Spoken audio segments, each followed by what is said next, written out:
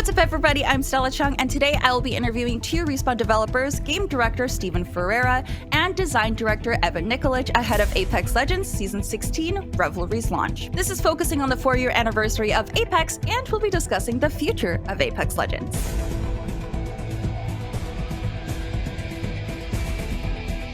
Hey, I'm Steve Ferreira, game director on Apex Legends. Hi, I'm Evan Nikolich, design director on Apex Legends. Okay, so I do want to first congratulate you on 4 years of Apex. It's been a long time. Did you ever imagine Apex would be what it is now after you hot dropped it? Well, I mean, you always hope, but we definitely didn't know what we were in store for. I mean, I think that was definitely a learning curve. I mean, it still is today, honestly. I wouldn't say we know, that we know exactly what we're going to do and how we're going to do it all the time. We make plans, but really it's influenced by players and what's happening in the live game. That is really what steers the ship to a certain extent. We have goals and things that we set out for, and there's obviously lead times to getting content out in the game, but it's generally a big part of a live game is reacting to how players are playing the game. And so we can't bake, a plan that sees out into, the future too far, because we always have to have some room and wiggle room to be able to adapt to how players are playing the game. So it's been a great ride, super exciting and fun. And that's one of the best things, is there's just been surprises all along the way. And it's one of the things that I really enjoy about a live game, is that we get to try and surprise players on a regular basis, and vice versa. We get surprised by how players react to the content and what they do with the game. Yeah, so when I joined the team just over a year ago, we're taking a look holistically at the game, and some of the most immediate feedback I got, particularly from the Legends team, is they were just this constant pace of adding a new legend. They're recognizing all these old legends had these opportunities to improve and grow, but they're just not given the chance because they're on this cadence of delivering a new legend. And my proposal, well, why not? Why can't we take a pause in adding a new legend one season? And if you got that opportunity, what would you do? And we came back with the pitch of hey, we rework all the legend classes, make them, we'd add a new class, we would make them actually live a class fantasy instead of just being an icon on the portrait, which is what it basically became. And so we worked through multiple prototypes, multiple pitches, and really came towards with taking the things that people already know and love about Apex and leveling them up, evolving them. And so we're leaning to this philosophy of evolving the game and building this everlasting hobby that people can play for years to come. And so part of that is, yes, adding new content. We'll have more content coming season over season, but also taking your existing content and bringing it up to how players are playing with it and meeting the challenge, and then driving players to play the game in new, interesting ways. I think part of it as well came from the players themselves, and that a lot of the feedback that we've been getting from the community is that, the game has been getting harder and harder. And obviously adding new content to the game isn't going to generally fix that. What we have to do is look at the game, as Evan said, holistically, and look back at the content that we released over the last 4 years and think about how we can change the systems to both increase the level of competition and increase that ceiling for players that have been around for with us for the last 4 years and have gotten better and better. But at the same time, there's a ton of new players joining the game all the time, and we want to make sure that they have as fun of an experience onboarding and getting into that level of competition as everyone else had, over the last 4 years. And so it really just is a time where the game has grown to a critical mass that we need to start looking back at the content we have and evolving that as much as creating new content that evolves the game. To that point, I think it's really great that you are embracing newcomers to this game, because it's been 4 years. Of course, people who haven't tried it yet, maybe they do want to come over from Warzone or some other battle royale that they really liked. And it's really nice to see this sort of adaptation from, because I know with Titanfall, there was a very high ceiling for, trying to enter the game, but then people are already flying around everywhere and really obviously very talented. So it's really nice to see this adaptation in Apex.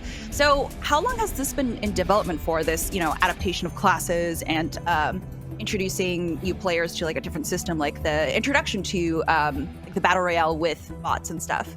We really kicked it off in earnest last year around the same time. So we've been working over the last year on different pieces. A lot of those you're seeing now in the upcoming season of Revelry, but you're going to see more of that come out over the next few seasons. this year, over the next 4 seasons of this year. But yeah, I mean, some of it is, there's a long tail on it. It takes time for us to develop it, and some of it is dependent on many pieces. I think Legend classes is an example of that. It's not something that we really wanted to drip feed the changes to the Legends themselves. We wanted to make sure that we had those changes ready to go as a package, so that when we put it into the game, it actually had impact to the experience. And that's really a key part of how we're looking at a lot of these changes over this coming year of seasons, is that we're going to be putting stuff into the game that we feel has impact, which means that sometimes the formula and the expectations of things that people expected to see in a given season won't be the same. And so I hope that, like I said earlier, that we'll be able to surprise players throughout the year. This is Respawn's first live service game, and I know in the beginning it was very overwhelming. So how has the team learned to evolve a live service game over the last 4 years now? I have some thoughts. Evan, do you want to jump in, or shall I? Sure. So part of the reason I was hired is I had a lot of live service experience coming from working on Destiny 2.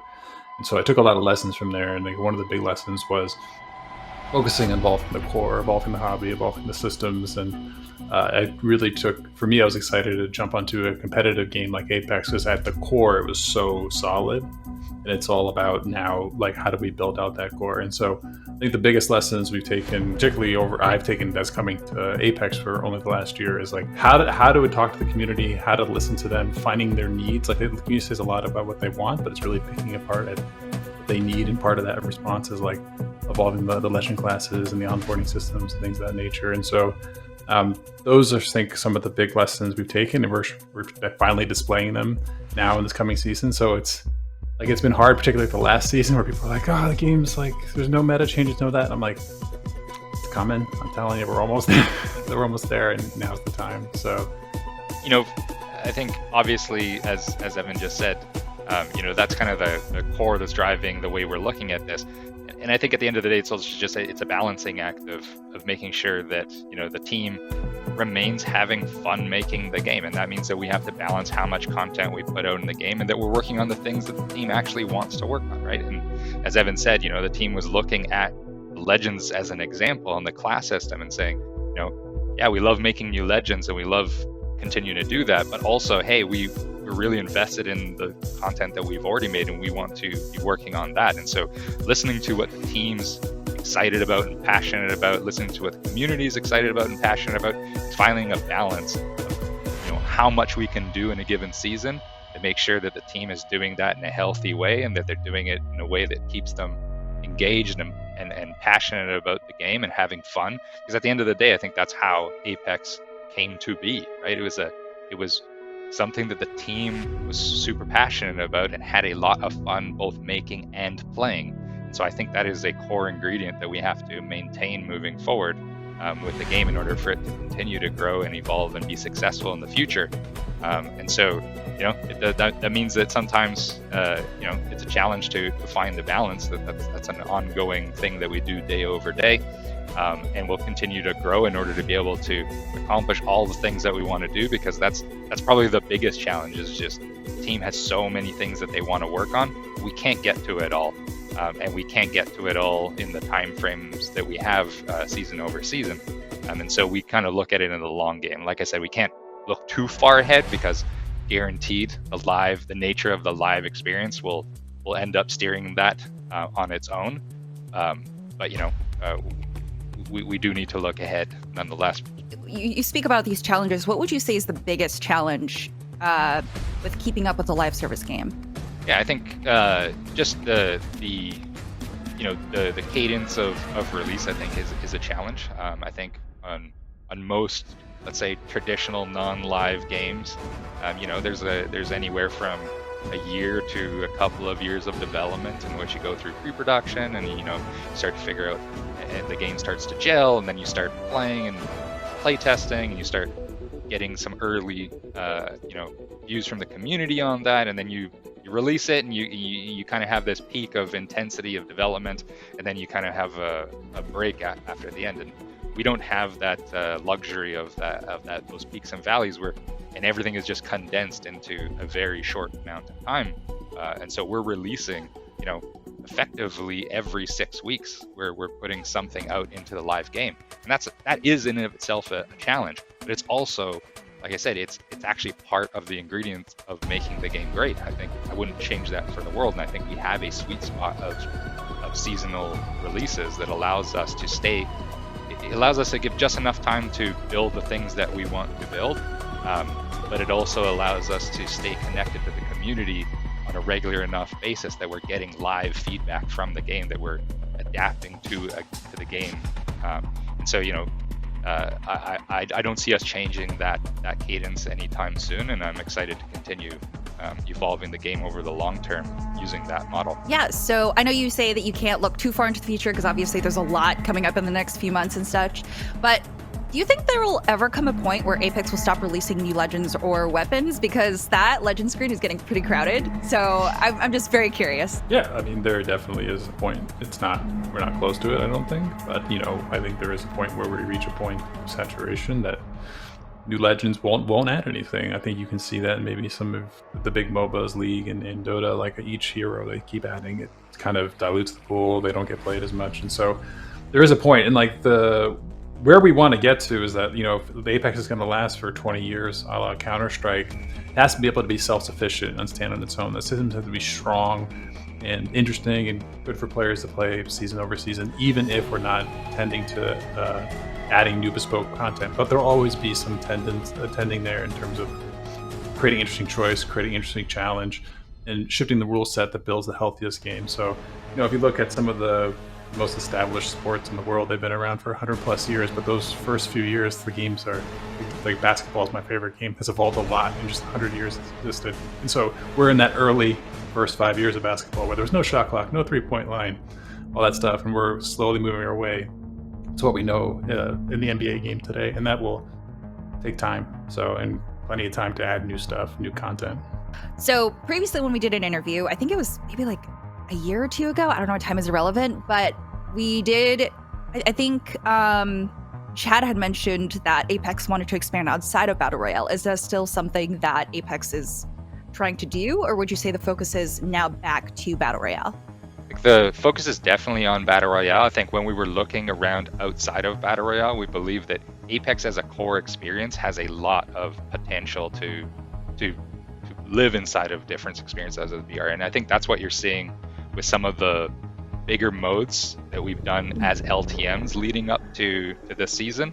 And so things like Control, things like Gun Run, things like TDM, and then packaging all of that together into mixed state such that players can play that persistently all time. It'll always be available. That's kind of how we were looking at that, right? And so we continue to experiment with things and see, look at different opportunities. But I think the key of Apex and a lot of the design around what Apex is and why it works is built around that Battle Royale experience. And so I think that'll always be at the heart of Apex, but we will continue to explore and have other Apex, experiences outside of the VR, but they'll always feed and funnel back into the VR, and they'll be there as a way of either onboarding players or as a way of allowing people to get better and players to get better at a certain element of the game or explore an element of the game. But it's always in service of the VR. Awesome. Well, I can't wait to play Season 16 Revelry. When can players look forward to that update, actually?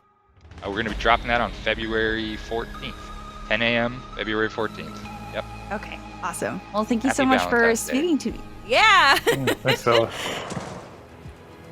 Well, now, guess we don't make such a bad team after all. We'll see.